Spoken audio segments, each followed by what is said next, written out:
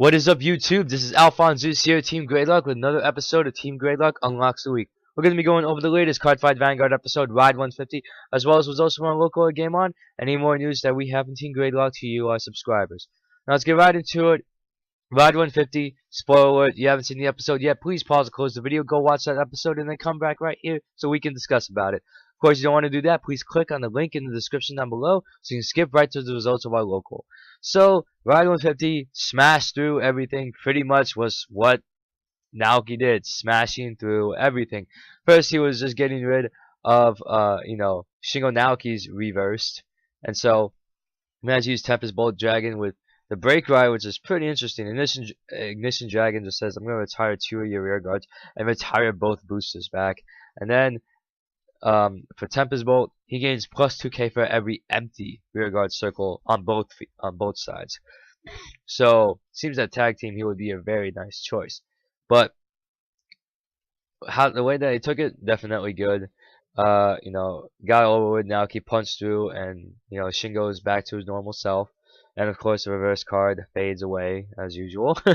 And so, we have a little bromance there between the two, and then we figure out that the president and the vice president aren't really that much of a douche, but they're actually just clueless and want to be. They want to try it out. I don't know. I feel like I would get a lot out of just having them have a change of heart towards Vanguard, and it seems like that would be the case. But then when they were carrying through, Naoki trying to find the source of the problem, he comes across Nagashiro, and so. And apparently through this magical door and whatnot, walks in, and then all of a sudden she's playing Neo Nectar.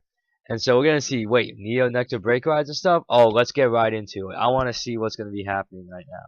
So when the fight starts out, it just went to like Vanguard attacks, and so you see damage being popped in and out, all that stuff. And then, it seemed that everything was gonna be lost because, Naoki was gonna get reversed again.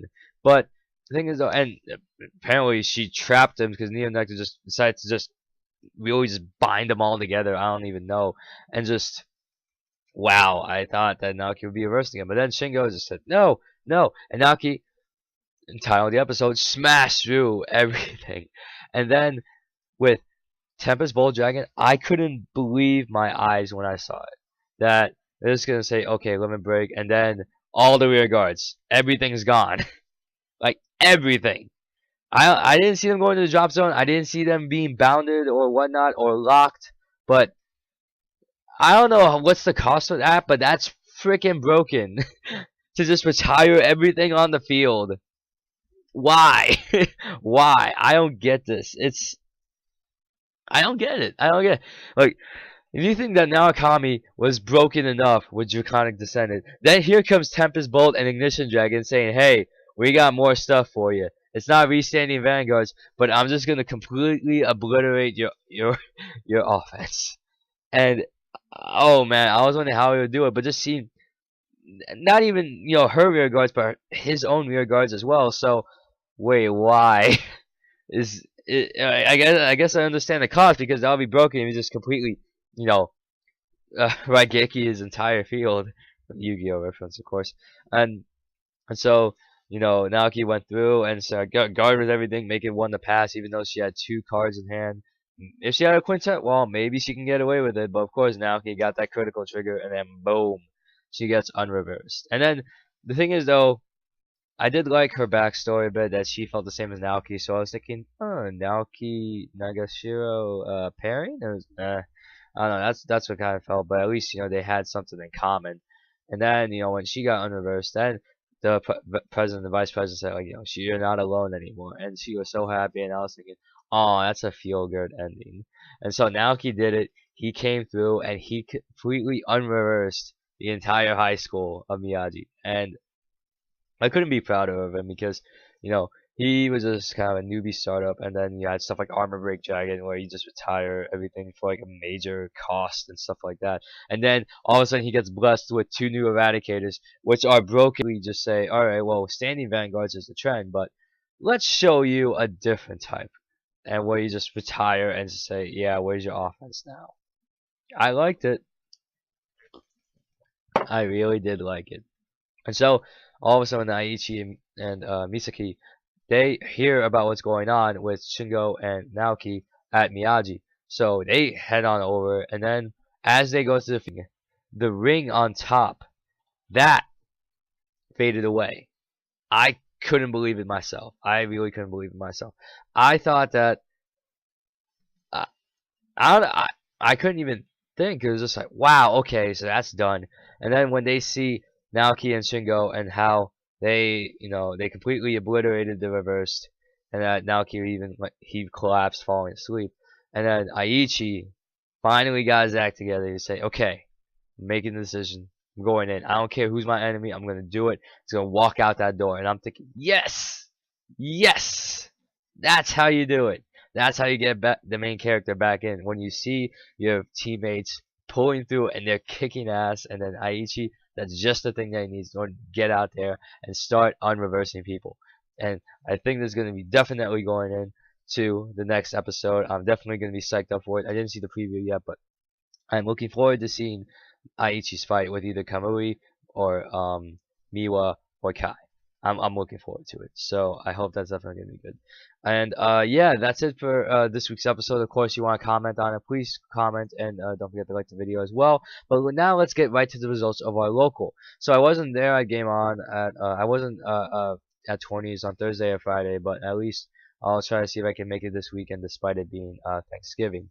But so on Saturday when I went for the tourney, I used Tsukiyomi again, and there were about 12 people in the 12 people in the tournament. And so my first round I went up against Adam, and instead of using Duke, he was actually using Dayusha cross-ride.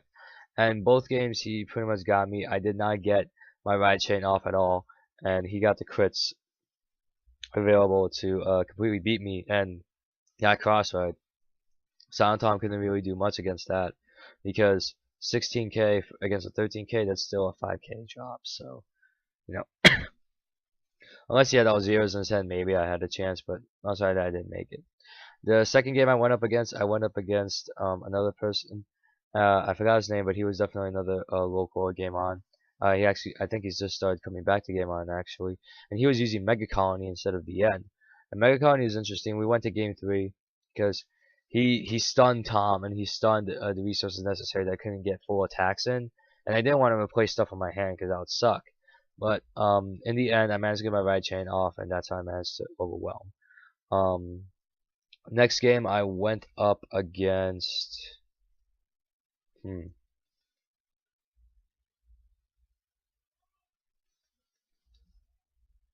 I think. Oh wow, I'm trying to remember my third round. I know I won that third round. I'm trying to remember who I beat in particular. Damn. Trying to remember. It was I know I went to Game 3. I know that. And because I remember Irvin, he was teasing me and saying, like, what happened? Why? No, I'm trying to figure out what I can do about it and see what would be the appropriate outcome for it. Who knows? I really hope that and then the fourth game I went up against this guy. He was using PBO Shadow Paladins, and I managed to beat him because on game 3 I got to my stack and I won. So I managed to double crit him at 5 damage, so I managed to beat him with that, and I made it to top 4. And I faced up against Christian. Christian was apparently a bit newer face to Vanguard, but I remember him coming for like the past month or so. And he was using Angel for the Celestials, and he just overpowered me. I didn't get Toms in time. First game he beat me up at because those numbers are too much. And then second game he got Gradelocked at 1. And then third game I didn't get Toms out in time in order to get the offense going, and so he overwhelmed me with that aspect. And I couldn't really do much because both his rear guard can also swing for 24k, and I couldn't overcome that. I couldn't overcome that whatsoever. And so I got third, fourth place. John also topped with me, and he also got third, fourth place. He lost to Rob using MLB, the 12 crit that Shane also uses from Team Dark Matter, and then it was Christian that actually overcame Rob and became champion with Celestial Angel Feathers. So Angel Feathers are a thing, and they are extremely, extremely good outside of Gradelock. it's crazy to think how well you can set up your field and how high the numbers can be when you have Zerakiel and you have Zerakiel for limit break, and it's so easy to even do that. It's insane. And so I think that, yeah, Celestials are definitely going to be a major force in tournaments to come. I know that next season, even with the appearance of Williams Joker and all that, Angel Feathers is definitely going to be a definite top contender for that spot. And so I got 2 packs. I managed to pull a Transcore Dragon. Okay, that's up for trader sale if you're interested. And so I think that, but the only problem is that we had 12 people. We could have had more, but Henry and some of the other members of Team Gradelock, they went over to a friend's house and they played Blaze Blue. And I was thinking, like, they're getting the video games a bit more, and I can understand that. But I think when set 10 comes out and when the rest of the support comes out, and hopefully when if the English meta catches up to the Japanese meta, which may be a far cry, but if it does, that'd be awesome. So I hope that we're gonna have more people coming in Vanguard, because with set 10, that's gonna completely change how the format's gonna be played. Because now Royal Paladin's gonna get that support, Nova Grapple is gonna get crazy, gonna get support, and you're gonna have Spike Bros gonna be a definite force. And so I'm definitely looking forward to see what is going to be the next what's going to be the next move. I'm looking forward. I really hope the extra boosters for both Nova Grapplers and Kagero would come out, because that would offer a really big game changer on top of that. And so yeah, you know, it was a pretty good it was a pretty decent week, even though I only went to the tournament on Saturday. But this week I'm hopefully going to attend the tournament on Wednesday and maybe on Friday, Saturday. So it depends on that. I'm trying to see what else I can do about it. But of course, I don't think I'm gonna have another video up for you this week, because the casual series, I tried to record a match with John. He got picked up early, so that match was pretty much out of the question. So I'll definitely make up for it next week. I'm gonna provide you with 2 more videos on top of the Unlock the Week episode. And yeah, that's it for your episode of Team Gradelock Unlocks Week. I'm your host, AlphonZeus, and I will see you guys next time.